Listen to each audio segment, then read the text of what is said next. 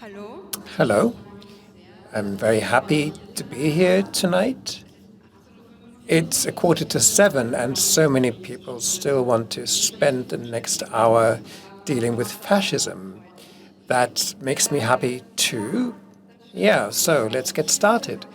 Today I will talk about the fascism of the 21st century because I believe that it's quite important to look at that term precisely, because this is a term that many people try to put in, deal with as a historical term. We shouldn't let this happen. We should see how it can be applied in the here and now. And this is what I'm going to try today. I think it's important to look at the genesis of fascism, not just its form, not the ideal, what does actually define fascism, but how does it express itself here and now. I'm not going to go through all this in detail, but for transparency, I would like to lay out my references. These are all fascism researchers, all but one male, and you see from the dates, these have all looked at historical fascism, and that is the interesting thing about this phenomenon, that research started quite immediately when the phenomenon itself occurred. And the most important at the moment surely are Roger Griffin and Robert Paxton, Stanley Payne, but also Jason Stanley, who I think in the last few days and weeks was very prominent in the media because he is going to leave the US at the end of the year because he doesn't feel safe there anymore at Yale, which is his university. He doesn't feel safe researching on fascism there anymore. And there are hundreds of definitions of fascism, and there's nothing I would rather do than talk about various definitions of fascism, but I'll spare you from that and may be short and try to outline what the most important tenets of fascism are. It is an ultranationalism, and it's palingenetic. What does that mean? Palingenetics is the rebirth of a nation, of a race. It's a complicated term, but palingenetical is an idea that involves a diagnosis of decadence, which means that the present is so run down that it has to be overcome violently, so that the people, the race, the culture can rise again. And if we look at this in practice, then fascism forms as a joint practice of redemption through violence, which is perceived as something lustful, and this can be happening through a party or a state. At this moment of violence for violence's sake, is not just about violence that is racified, but also affirmed, seen as something redeeming, something liberating. And there is a certain lust for violence, and it is enjoyed, and there is an enjoyment of exercising violence jointly. That is fascism in practice. And it's also important if we look at the genesis of fascism. This is not something that falls down from the heavens and something that is evil or evil people doing evil things. Fascism becomes acceptable for a majority when the present is perceived as unbearable, and the causes lie in rising frustration of the working people and the majority of society,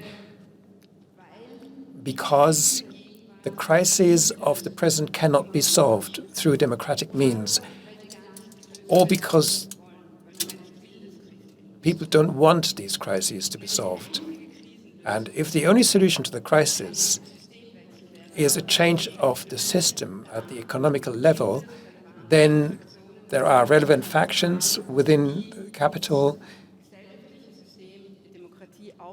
that give up on the social system, the democracy, in favor of a capitalist system that is just economical. And the form in which fascism rules is terror. That is important because it's not just violence, which shows in joint practice, but if fascism rules, it rules through terror. And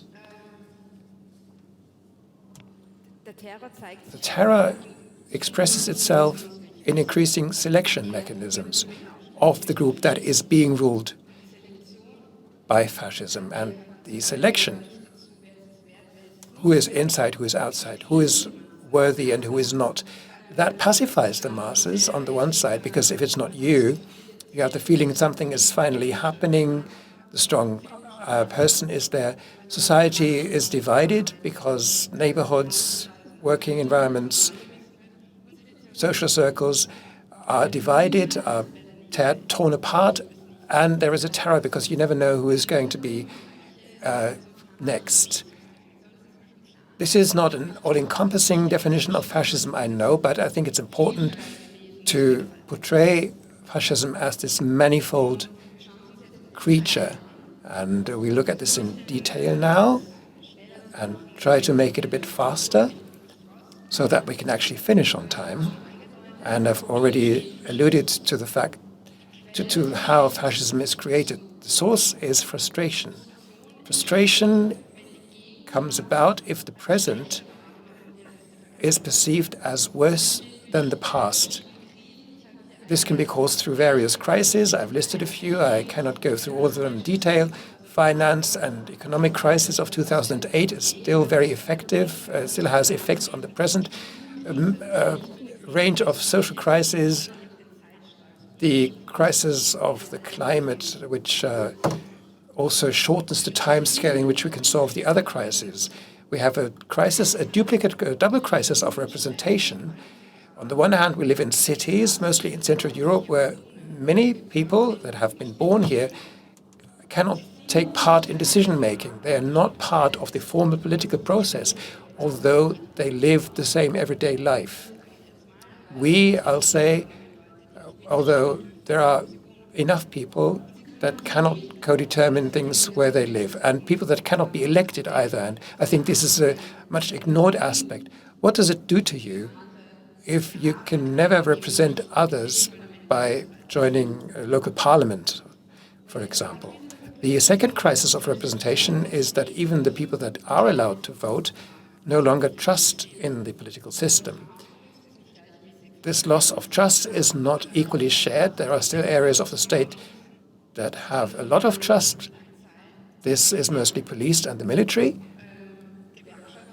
trade unions, the justice system, the rule of law still enjoys a lot of trust. This is a broad trend that you can see throughout the democratic states. At the lower end of the trust scale is everything that is linked to representational politics.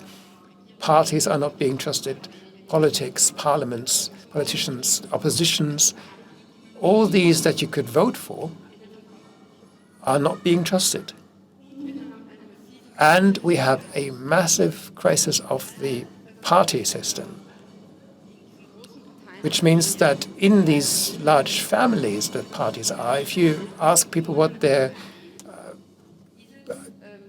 prevailing opinion is that makes them vote for a certain party, the best thing that people might respond is, well, they are the lowest bad, or I've always voted for them.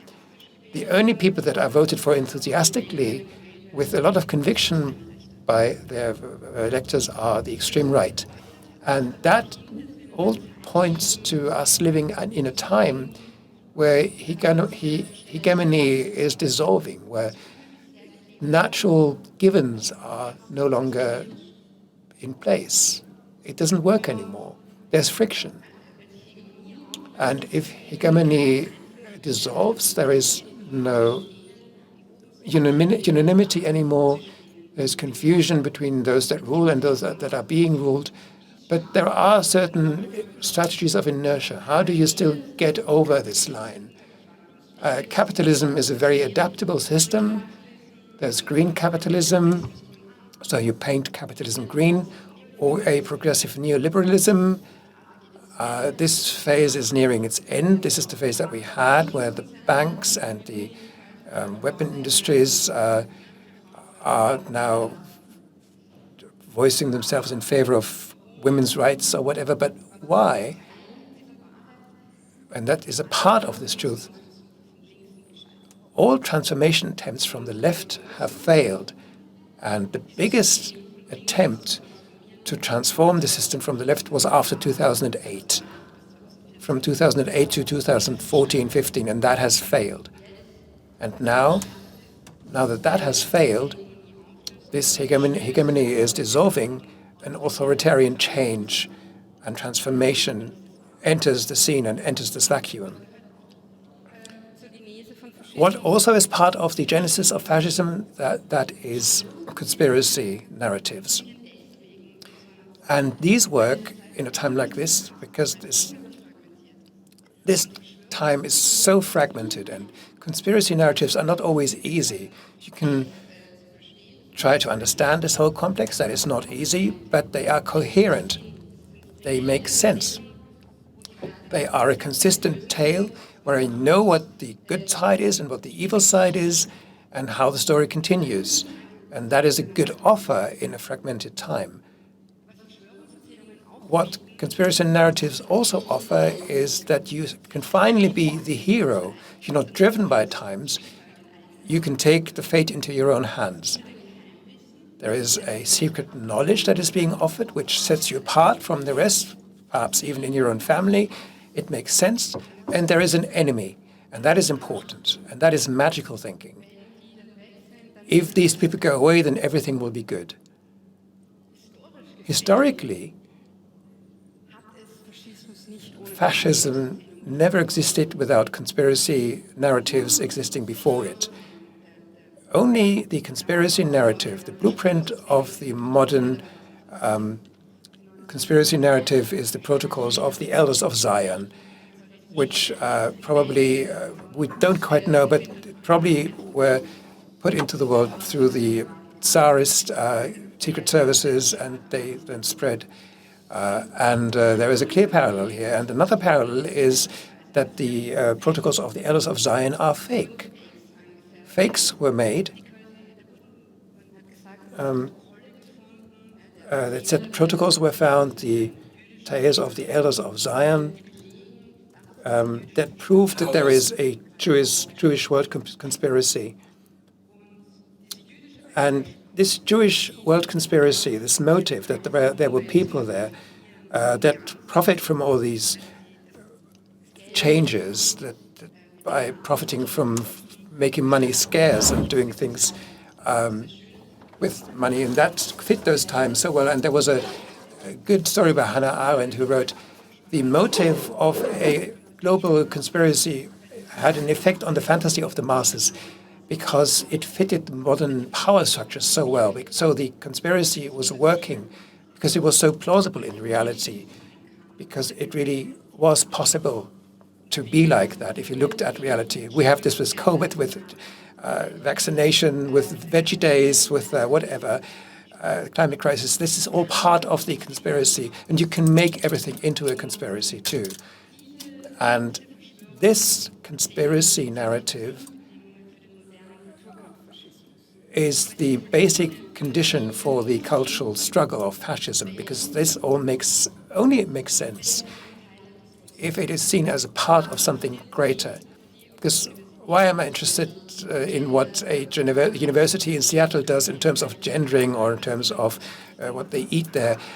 They can fight these fights for yourselves. But if the university in Seattle is just the precursor of something that will come to me, and we will have to gender and eat vegan food, then it all makes sense. And that's why these conspiracy narratives are so important. How does this kind of fascism think? The fascism that we're dealing with today is a traditionalist fascism. There are many fascist subspectrums. Traditionalism, since the beginning of the 20th century, is a strong motive. And the traditionalist theorists that we have from historical fascism are the main reference points for fascists today. What is traditionalism? Is this about beards and farms? Well, yes, but it's more than that, because the basic thought of traditionalism is a corporatism. So you are divided into professional groups. You're assigned your place there, and depending on which professional group you're in, you have certain rights. If you think of National Socialism, we had these moments too. When you look at other fascist experiments, for example, the Austrian fascism, then it's quite evident that this corporatist society was being constructed, was attempted to be constructed. And together with that, you have a caste society, and that is the inspiration that they took. There was a huge fascination with Hinduism and India in the early 20th century, and in dividing these people into castes. And this is what we see in today's fascists as well. And all this is embedded into a cyclical worldview. And it's very important to look at this because we all have a linear worldview. History is moving on, progressing, maybe unsteadily, but it has a straight path forward. Traditionalists have a cyclical worldview. They say there are 4 eras that keep repeating the whole time. There is the golden era, where everything is great. Then there's the decline into the silver, the bronze age, and then there is the dark age. And that, of course, is the age that we're living right now. Decadence, dissolution, weathering, and this can only overcome through violence, through an apocalyptical event. That is how the dark age can be overcome. And then we could go back to the golden age, and then everything begins again. And that really is the image of time that these fascists have. Of course, traditionalism is linked to a completely patriarchal worldview, binary gender view. And just to illustrate, if Alexander Dugin, the Russian fascist traditionalist theorist, has this ideal image of the world where you have 4 castes, in a pyramid. The farmers caste at the bottom, which is part of this European romanticism that linked to the earth, and that they work on, and they only have a knowledge about the way of working the earth. Knowledge only increases towards the top. Then you have the artisans that know a bit more, reading and writing, for example, and they are allowed to travel the world and offer their services. And the third are the warriors that can be educated in tactics and strategy, and at the very top, the fewest, are those that lead. These are the elders, the wise people, the only ones with access to libraries, according to Dugin. And this idea of limiting knowledge, because many at the bottom do not need it, is something that permeates against the egalitarian society. And what we also clearly see is a feudal worldview. Modernism has no role. So you have to imagine this. Our manifold pluralist society compressed into this kind of idea. What violence would be necessary to make this change? And if I say they are referring to theorists from the 20th century, then it's mainly one name, and that is Julius Evola. Julius Evola is the big inspiration for Bannon, Dugin, Thiel, and many others. Julius Evola was, an esoterical occultist who joined traditionalism with Italian fascism in his theories.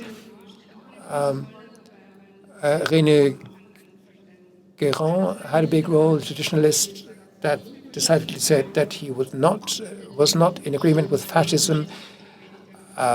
Today's fascist theorists still refer to him. And this neo-Evolutionism is what we see with the most important theorist, Curtis Yarvin, the guru of the tech fascists, actually a blogger who's very strongly influenced Thiel, Sachs, Vance, and Musk. Musk is clearly influenced by him. And through these two steps, Evola is back on the stage. But also Stephen Bannon and Alexander Dugin have this traditionalist character of current fascism. They contributed to this. And what's also interesting in this traditionalism is that it comes with many implications. An almost monarchist fascism and a dynastic fascism, which can be clearly seen in the fact that bloodlines are used to define succession, which is something that traditional historical fascism didn't do. But we've never seen a successful transition of power in fascism. So maybe the attempt to use monarchism to deal with this problem, and it's clearly a neo-feudalism. If Thiel, who is surely one of the most important theorists, if we look at Thiel, he clearly sees a feudalist state form where little fiefdoms exist, which are ruled by princes, but people that have shown that they can manage. And you can buy into these principalities through money, and if you don't, you can only work, you have no rights. And this revolt against the pluralist, complex, manifold state, a society that is functioning in the way that ours does, the revolt against the modern world, this is actually a book title by Evola, and you could say that what the neo-fascists do is the revolt against the postmodern world. So the complexity they want to replace with a clearly structured feudalist, monarchist, corporatist caste system. Okay. If we talk about fascism now, in every definition, nationalism also plays a role.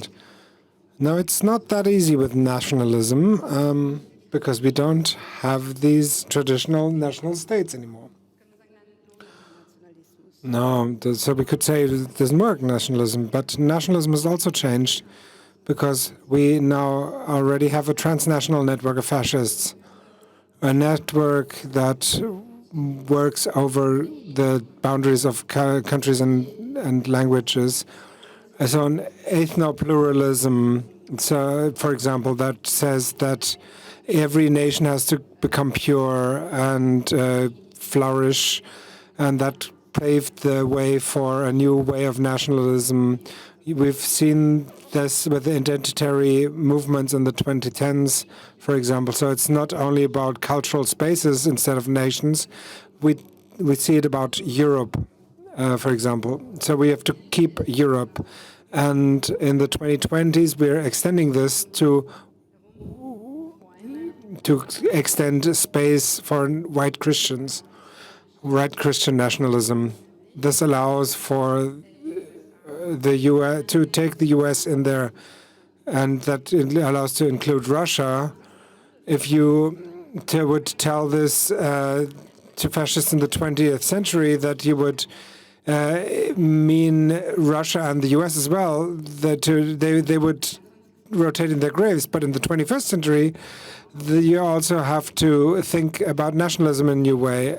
But there's a lot of tension in there because what Trump is doing is old nationalism, and a lot of fascists in Europe were weirded out about why is Vance talking about Europe? Why is Trump doing tariffs against white nations? And now he's ruining us. What is happening there? You can see this. There's a lot of tension between these different ways of thinking nationalism. if we talk about fascism, we also have to talk about imperialism. This has, lost its verb because, well, in the 20th century, sure, but in the 21st century, difficult. Well, first of all, we have to deal with a lot of imperialist moments in modern fascism, with digital imperialism. I don't know if anybody saw the great talk about by Roland Meyer, and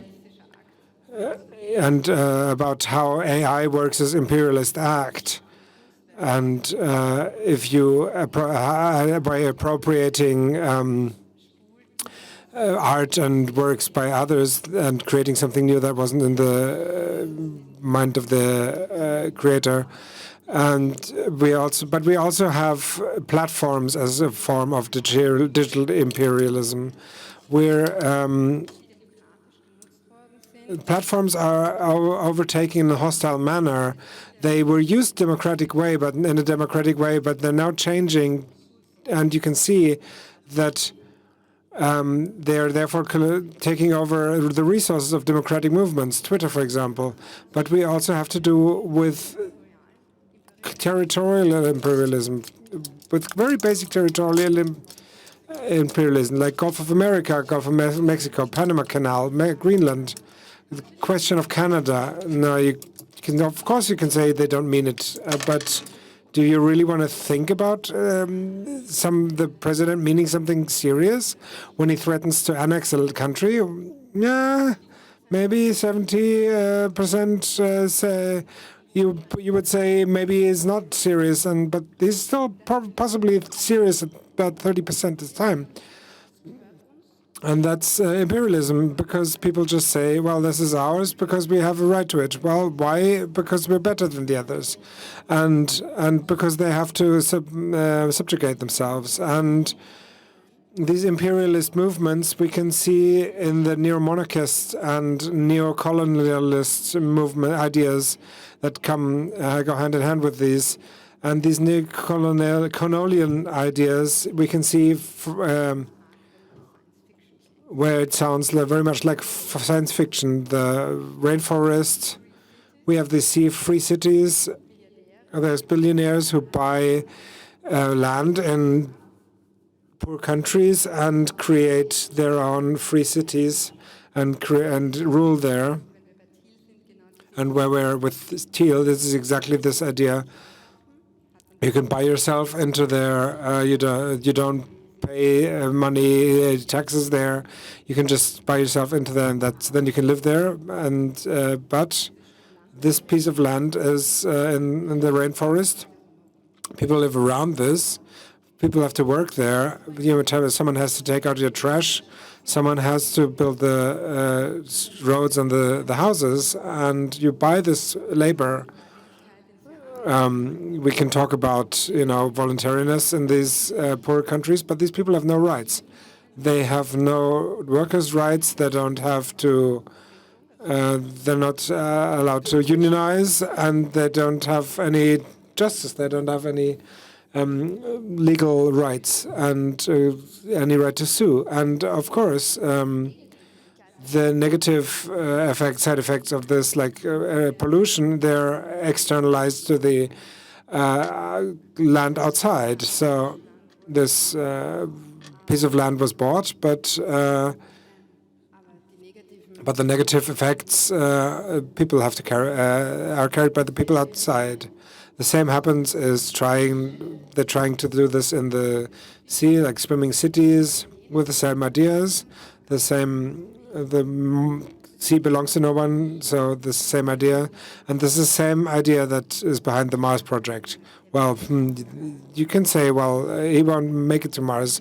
Why should we talk about this? But the idea that there's a piece of land that is extraterrestrial and we can build something on there just like that, and then that's the interesting part.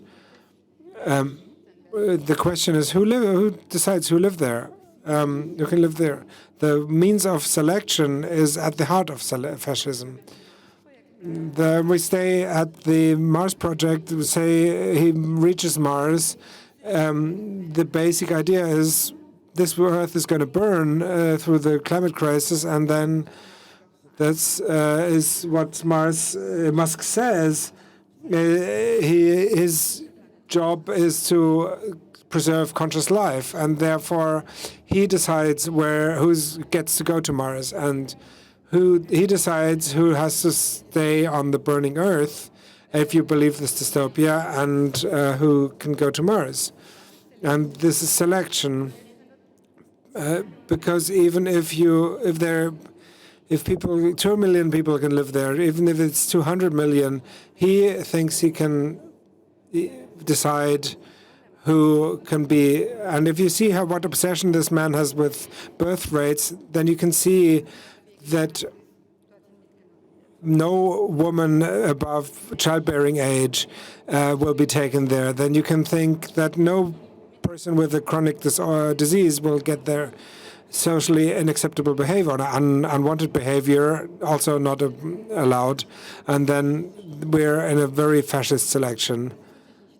And this is obviously not new. Everybody knows this. But this connection between selection and climate crisis will be very interesting. The idea behind this is it's not enough for everybody, and we have to now decide for whom it will be enough and where for not.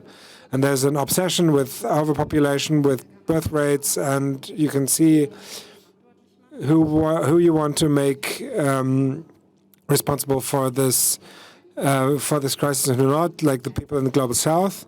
But the kids we actually want, those are the white kids in the global north.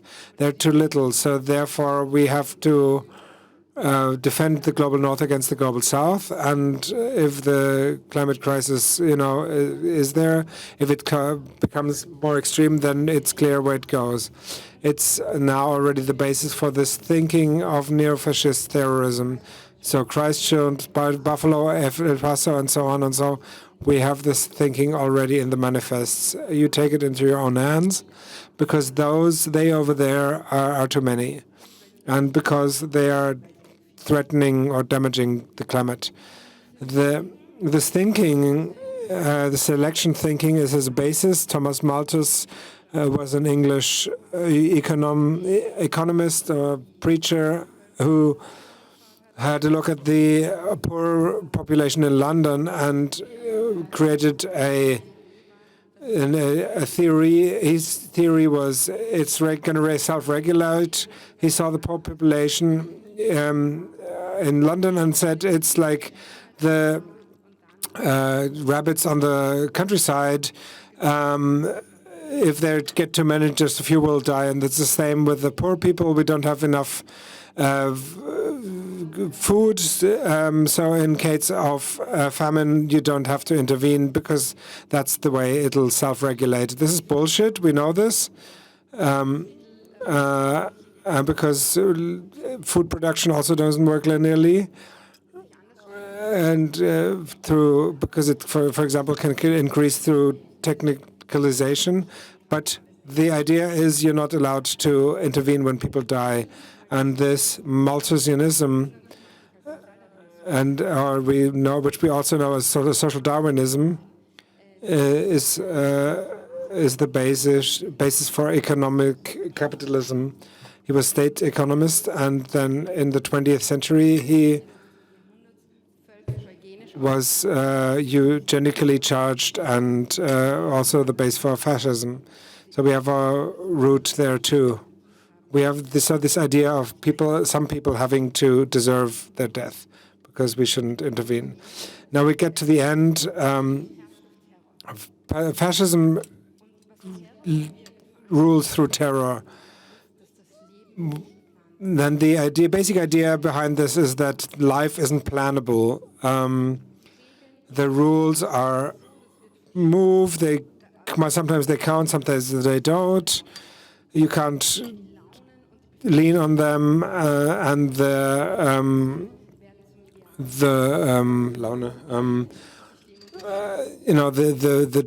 daily feelings of the ruler become the law, and therefore you have to disband the neutral institutions of the of the state, you have to destroy that, especially the judicial system. And therefore, the judicial system, the state of the state is the first victim of the state, because the terror also works towards preemptive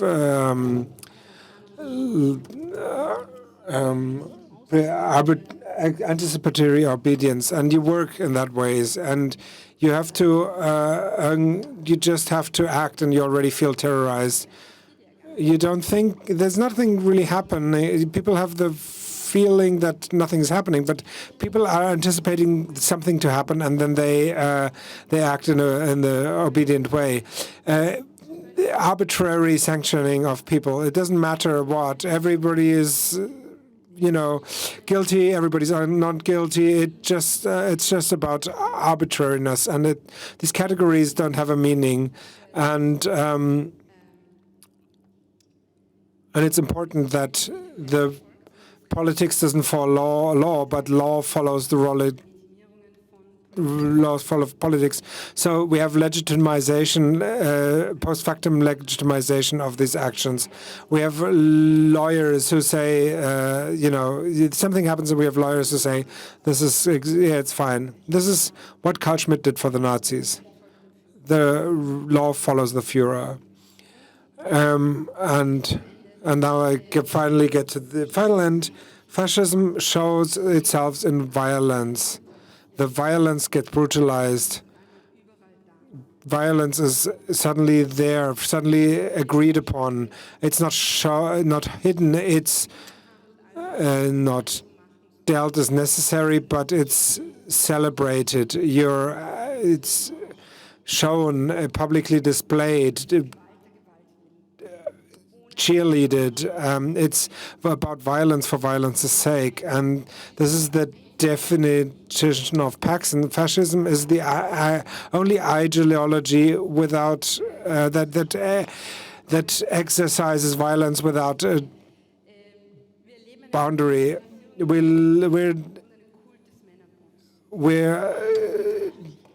There's a cult of male associations, and we're experiencing more violence in the language. We have digital mobs, and in social media we have, for example, two very prominent examples. Lisa Maria Kellermeier and Alexander Schmidt. So we can see how people can despair in this violence, and there's So we now get to the counter strategies. After 20 slides, I'm now going to try to give you one slide containing some hope. I will try.